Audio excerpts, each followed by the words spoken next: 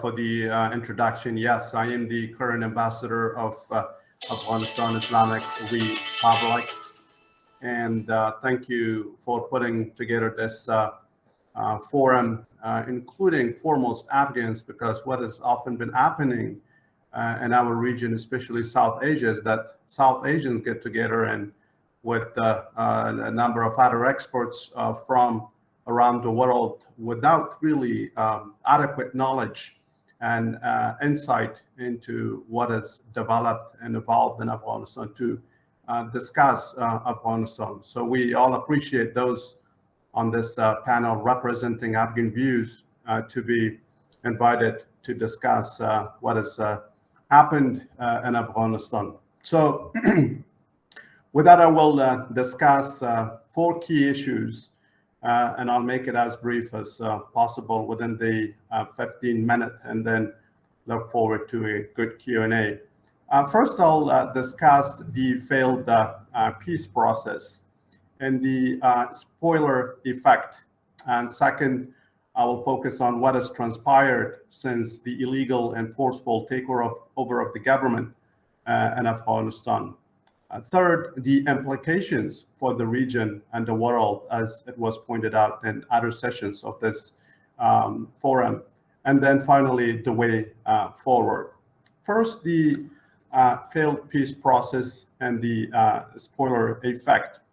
I'd like to just provide some background information on when the peace process was relaunched. Of course, the Afghan people have always desired and demanded peace simply because Afghanistan, unfortunately, has been suffering from a large number of imposed conflicts over the past 40 years, including the past 20 years. So it is the demand and the need and desire of every Afghan to have peace. And as a result, we have, in one way or the other, have pursued peace over the past 20 years under the former President Karzai, and then, of course, President Ghani. And formally, he relaunched the peace process under the Kabul process in 2017. And that's when he offered unconditional talks with the Taliban, as well as a ceasefire as a confidence-building measure, knowing that from different conflict resolution and peacemaking experiences around the world, that without a ceasefire, it's really hard to build confidence and to make gradual progress towards, a sustainable political settlement. Unfortunately, the Taliban since then, not only, of course, collectively speaking from the past 20 years, but since 2017, had been reneging and violating the commitments they either made just verbally or under pressure from a number of international stakeholders. And alongside this process, a number of other formats were launched, especially the Moscow format, where I headed our delegation twice in 2017. First, of course, included the 6 neighbors, and then it was expanded to include the Central Asians. Again, there, the consensus was very much the same, that for Afghanistan to stabilize, there is, of course, no solution by way of war, but talks, and those talks should immediately start with a ceasefire, which unfortunately the Taliban didn't agree with. And then, of course, we know about the peace process that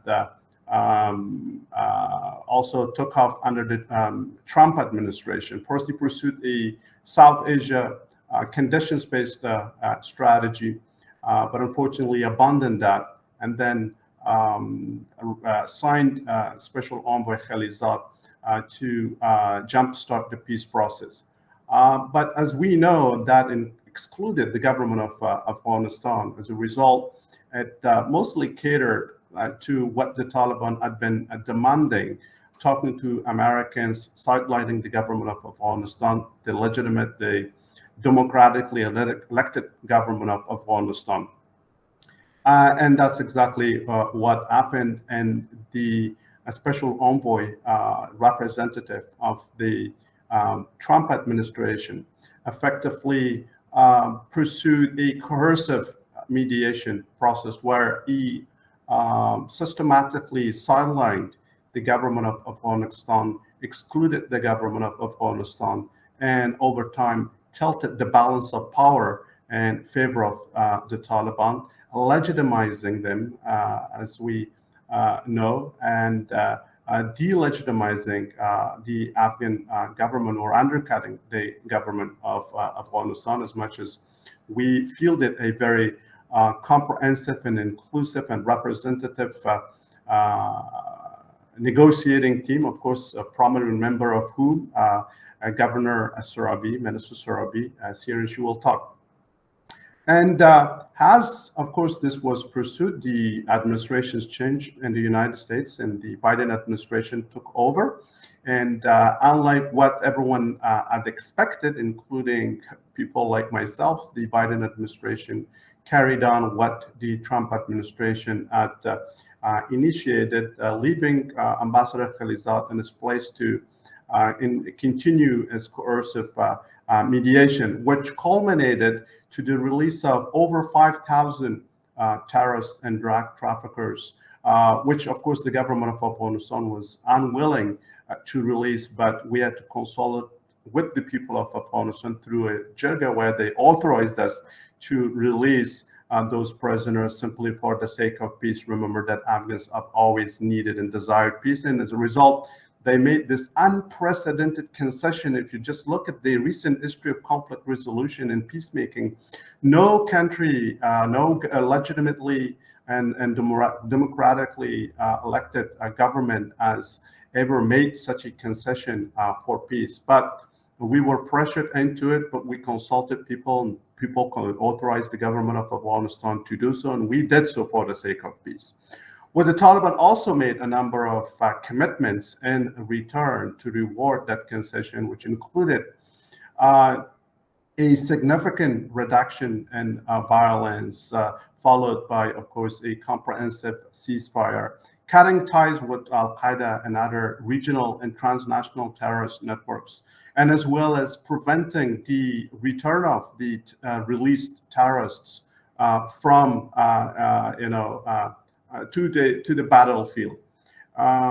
Unfortunately, we know that they reneged on all of those, especially as the Biden administration announced the withdrawal of their forces sometime in April, that by September 11th this year, that all their forces would be withdrawn.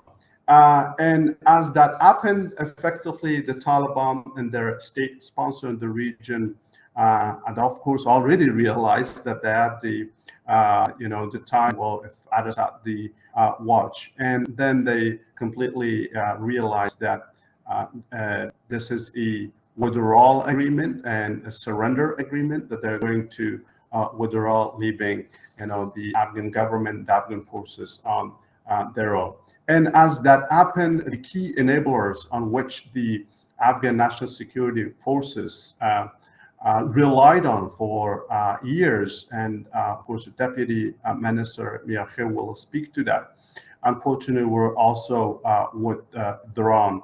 But our forces relentlessly fought back, defending Afghanistan. As of course, there's some misinformation and disinformation is going around that they didn't fight, but they bravely fought. That's why we lost over 70,000 Afghan forces over the past 20 years defending Afghanistan against external aggression. This is not just a typical insurgency. This is an insurgency that is backed by, full spectrum state institutional support, from intelligence to military to diplomatic to safe havens and the rest. So effectively, the Afghan forces have been fighting not just an insurgency, but of course their regional state sponsor, and as well as support from other entities, for which we don't have time to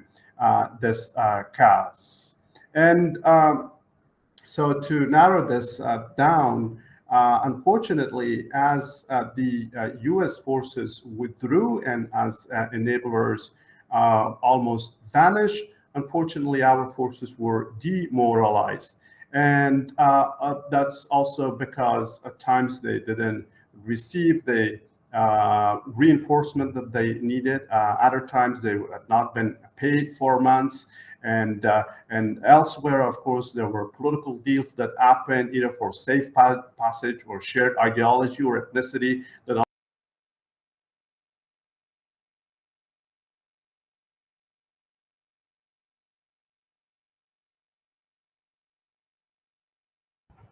Ashraf, sir, you're on mute. the Afghan people were still hopeful that the U.S. NATO would stay the course even until the Taliban reached the gates of Kabul. And unfortunately, that's when the president made a decision to leave, and he's explained his decision why he did so, of course, to prevent more bloodshed and street-to-street fighting in Afghanistan, reminiscent of the 1990s in the country.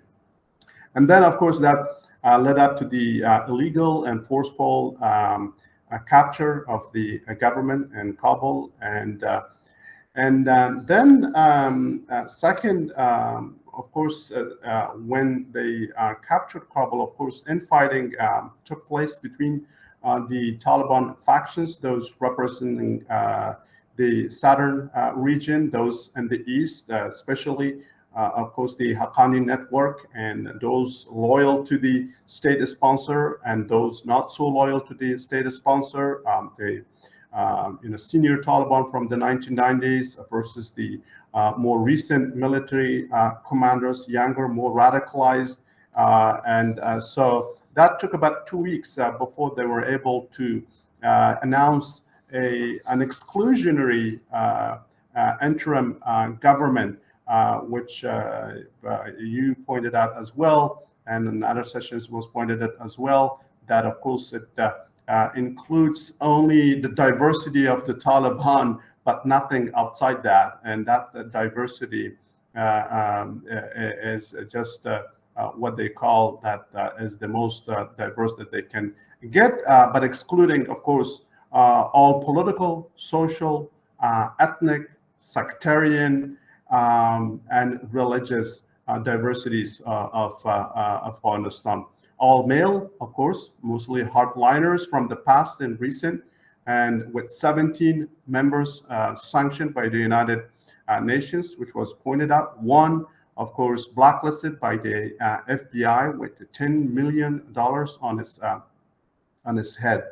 And they've never, of course, severed ties with regional and transnational terrorist networks. And that's why they were able to capture much of northeast of Afghanistan with the support of the IMU, Islamic Movement of Uzbekistan, and ETIM, East Turkestan Islamic Movement, with a focus on China and, of course, Al-Qaeda, as well as Jaish-e-Mohammed and Lashkar-e-Taiba fighters, and the fighters and militants that come from over 12,000 madrasas that are associated with some of the regional terrorist networks, which I pointed out to support the Taliban in the capture of much of Afghanistan.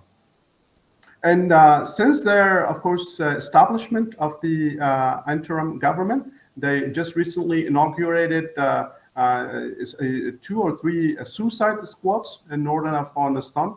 And they've also stated that the rule of Amir al-Mu'mineen, which is, of course, the supreme leader of the Taliban, is extendable throughout the region and possibly throughout the world once their power has been consolidated in Afghanistan, because they think that they've just not defeated the government of Afghanistan, but that they've defeated the NATO alliance. And so that's how they think, and that's how they feel, that if we have defeated NATO, then what is Tajikistan not to defeat, or Uzbekistan not to defeat, or even China?